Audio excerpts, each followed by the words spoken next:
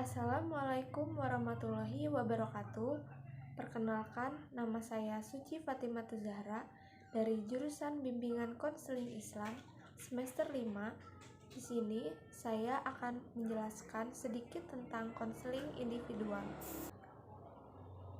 Pengertian konseling individual adalah proses pemberian bantuan dari konselor kepada konseli secara face to face atau langsung untuk menyelesaikan masalah yang dihadapi. Kemudian ada tujuan konseling individual. Tujuan konseling individual secara umum adalah membantu klien menstrukturkan kembali masalahnya dan menyadari lifestyle serta mengurangi penilaian negatif terhadap dirinya sendiri serta perasaan-perasaan inferioritasnya.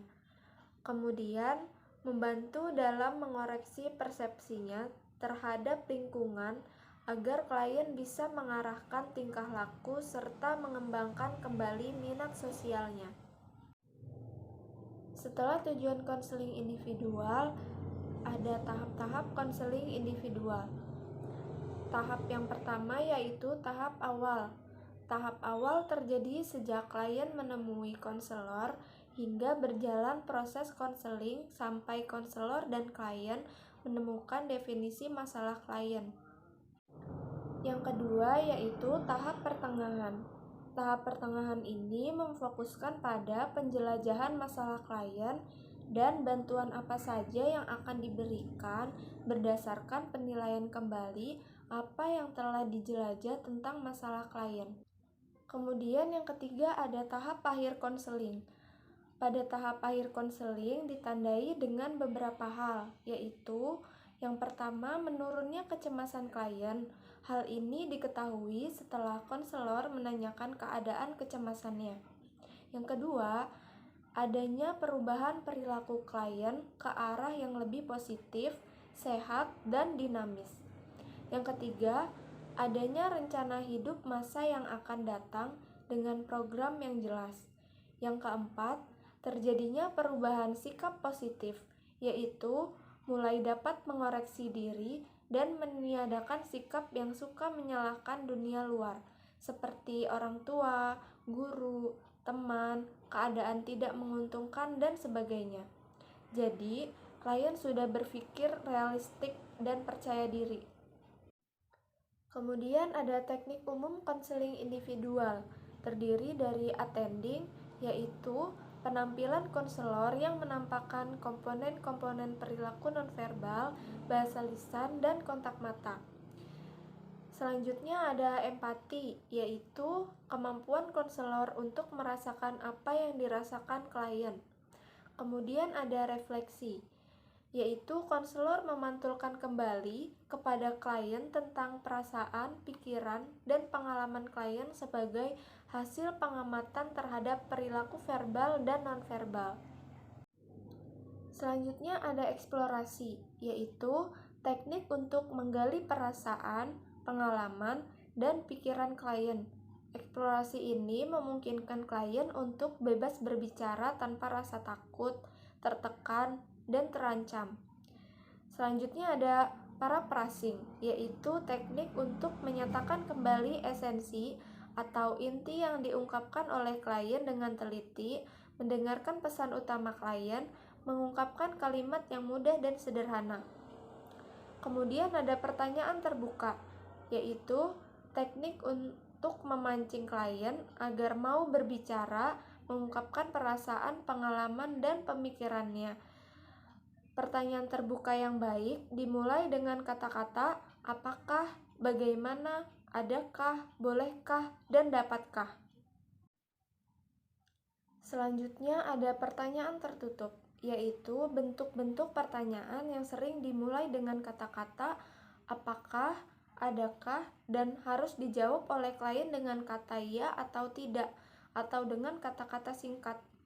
Kemudian ada dorongan minimal, yaitu suatu dorongan langsung yang singkat terhadap apa yang dikatakan klien dan memberikan dorongan singkat seperti oh, ya, terus, lalu, dan.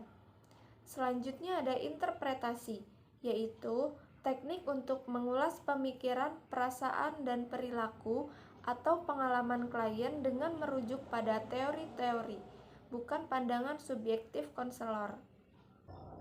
Selanjutnya, mengarahkan, yaitu teknik untuk mengajak dan mengarahkan klien melakukan sesuatu, misalnya menyuruh klien untuk bermain peran dengan konselor atau menghayalkan sesuatu.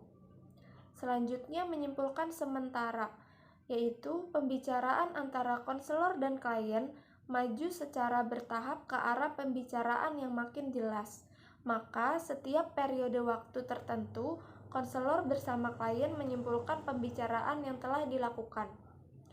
Kemudian, memimpin, yaitu teknik untuk mengarahkan pembicaraan dalam wawancara konseling sehingga tujuan konseling tercapai. Kemudian ada fokus, yaitu teknik membantu klien memusatkan perhatian pada pokok pembicaraan. Selanjutnya ada teknik konfrontasi, yaitu teknik yang menantang klien untuk melihat adanya konsistensi antara perkataan dengan bahasa tubuh, ide awal dengan ide berikutnya, senyum dan kepedihan, dan sebagainya. Selanjutnya ada menjernihkan, yaitu teknik untuk menjernihkan ucapan-ucapan klien yang samar-samar, kurang jelas, dan agak meragukan. Selanjutnya ada teknik memudahkan, yaitu teknik untuk membuka komunikasi agar klien dengan mudah berbicara, menyatakan perasaan, pikiran, dan pengalamannya secara bebas. Kemudian ada teknik diam, yaitu konselor menunggu klien yang sedang berpikir sejenak antara 5-10 detik.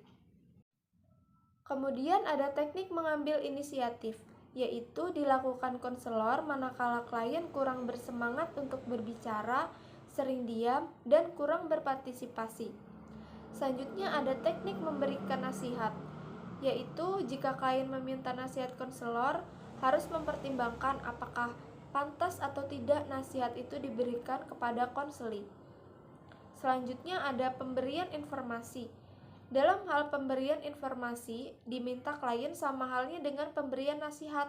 Jika konselor tidak memiliki informasi, sebaiknya dengan jujur katakan tidak mengetahuinya. Namun, bila konselor mengetahui informasi, upayakan klien supaya tetap mengusahakannya. Kemudian ada teknik merencanakan. Teknik ini digunakan menjelang akhir sesi konseling untuk membantu agar klien dapat membuat rencana atau tindakan perbuatan yang produktif untuk kemajuan klien. Yang terakhir ada teknik menyimpulkan, yaitu konselor dapat menyimpulkan hasil pembicaraan secara keseluruhan yang menyangkut tentang pikiran, perasaan klien sebelum dan setelah mengikuti proses konseling. Selain itu, bantulah klien untuk memantapkan rencana-rencana yang telah disusunnya. Kemudian ada komponen konseling individual. Komponen konseling individual terdiri atas konselor dan klien.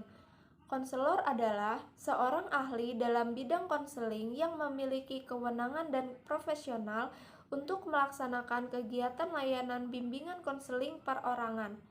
Dalam layanan konseling individual, konselor menjadi aktor yang secara aktif mengembangkan proses konseling melalui dioperasionalkannya pendekatan, teknik, dan asas-asas konseling terhadap klien.